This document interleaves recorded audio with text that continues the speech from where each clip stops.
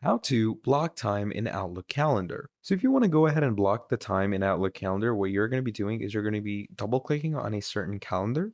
All right. And once you do that, you're going to obviously give it a title and you're going to choose your starting date. So I'm going to go with this and we're going to go with our ending date. Let's say the 30th. Now, once we do that, we're going to choose the all day. And once you do this, you're obviously going to go into don't repeat. Now, once all of this is done, you're going to be pretty much good to go. So you're going to set this and you're going to click on save. And basically now you have created time blocking. And you can obviously choose this event as an out of office event. Okay.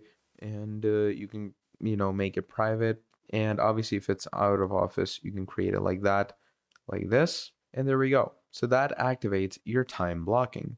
So that's pretty much about it. Thank you for watching, and I'll see all of you next time. Goodbye.